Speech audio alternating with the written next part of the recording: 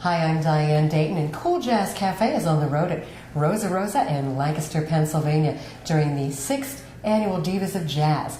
And with us right now is one of the performers and legendary jazz singer, Sheila Jordan. Thanks for joining us. Thank you very much for having me. Boy, Sheila, you've been singing pretty much all your life, right? Ever since my mother said when I first was born, I came out singing. I loved that. I said, yeah, right. How much have you had to drink, Mother? But no, I got into singing when I was 3. I was on the Michigan stage and sang at different kids programs and then even in Pennsylvania I sang. But I think the thing is singing has to come from your heart. I don't do it because I want people to love me or say how great I am. I mean, I feel that I'm a messenger of the music, and jazz in particular, because that's the kind of music I decided to dedicate my life to. So, and learning how to do it is very simple. Listen to Charlie Parker, listen to all those great Bee Bop musicians, especially if you want to scat sing. There's a scat virus going around. Every singer feels they have to scat, and they don't really quite approach it always, and I'm not putting them down, it's just they don't know. So I call it a scat virus, and the antibiotic for it is Bee Bop. Go back and learn Bee Bop, and you will not shooby-dooby, I promise. Okay. And then just keeping, and encouraging young people. As a teacher, I learned to teach, as I said, through teaching. And one of the things I know about teaching is I do not break spirits.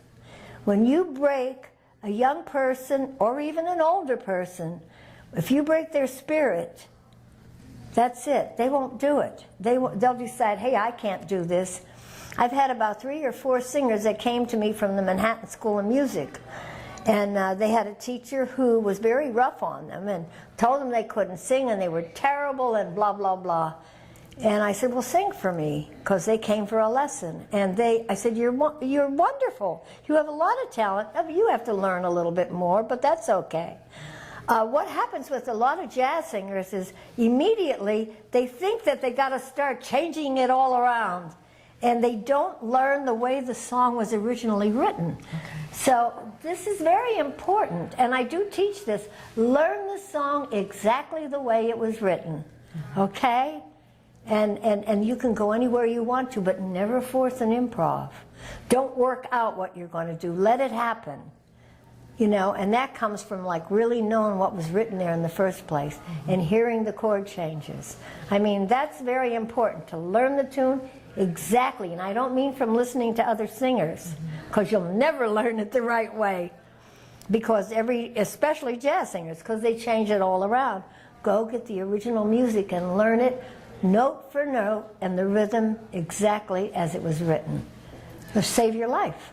What is it about jazz that just speaks to our soul and spirit and connects us in a way that's, how would you describe it? Well, it's an emotional feeling, and anybody that has is open for somebody's, like Billie Holiday, like a Billie Holiday, or like a Lester Young, or like my mentor, Charlie Parker. There is a certain feeling and sound, and it's real. It's coming from their heart.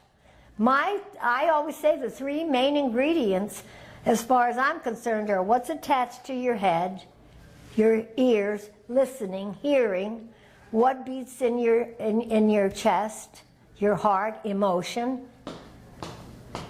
time. And time is of the essence. Time is so important. Now, you had an interesting experience when you were here in Lancaster. We talk about the human element in music, but animals respond to music too. Cows. I have Bee Bop cows. Yeah. And I sing to them, and I proved it yesterday when we were out on a little ride with Ruth and Kathy. I said, oh, there are some cows. Let me see if they can hear this, because I know they do where I live in New York. And I got out and I started to sing to them, and they came running when they heard the Bee Bop. The minute you sing a ballad, they leave. Yeah. But the minute you sing Bee Bop again, they come running back. There was a guy, I got to tell you a funny story and I can end it then. There was this farmer that came up to my back door upstate, when I have a house upstate. And he knocked on the door and he said, "Excuse me, ma'am, am I looking for my cows? And I think they're up behind your house." And I said, "Oh, you know what happened? I'll tell you what happened. I was singing to some cows over in the other field, and I think those cows sent the message to your cows." "Where do you live?" He said, "Down in Middleburg." I said, "That's 7 miles. They sent the message to your cows, hey, she's back home and she's singing Bee Bop." So he had no clue. He was like, "Blah." "Oh, what is this woman? What is she talking about?" So, do you mind if I go up there and give him a little bit of food? I said, "No, not at all." He said, "Well, I got to get him out of there." I said, "Well, I'll sing to him." Yeah. So I sang to them, Bee Bop. They all came down. Oh, wow. True story. Yeah. Yeah, that's And he amazing. said, "Thank you, ma'am." I'm sure he thought, what is this woman singing? You know. Music connects us as humans and can bring us and lift us higher and do so much good. What do you think and how do you feel about the future with this, and what would you like to see happen?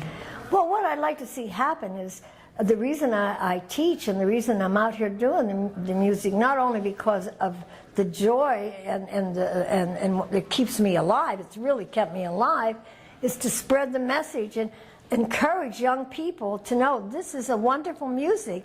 It's America's own music. Don't let it die. Do you know where this came from? This came from the slaves way back when they were coming over singing the blues. And so it started here. Don't let it die. It's an American culture. And I feel sometimes I worry that maybe it will go. Yeah. But not as long as I'm around. Yeah, that's right. So I want it to stay on, and I encourage young people to, hey, try this out. Because a lot of them think, oh, you got to be an intellectual. Were the poor slaves intellectuals? All the people with Charlie Parker, he was smart. He was very smart, especially in music. He was a genius. But there's so many people that do this music that maybe haven't even gone as far as high school, or just high school, myself included. Yeah. You know, and you don't have to be an intellectual. Hey, I say, do you feel? Can you feel? Can you hear? Can you feel? If you can do that, then that's all you need to hear this music.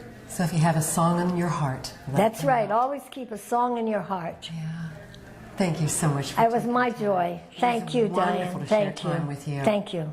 Wonderful. Cool Jazz Cafe is coming to you from Rosa Rosa in Lancaster, Pennsylvania. And look in your area at a jazz venue, you might just find Cool Jazz Cafe.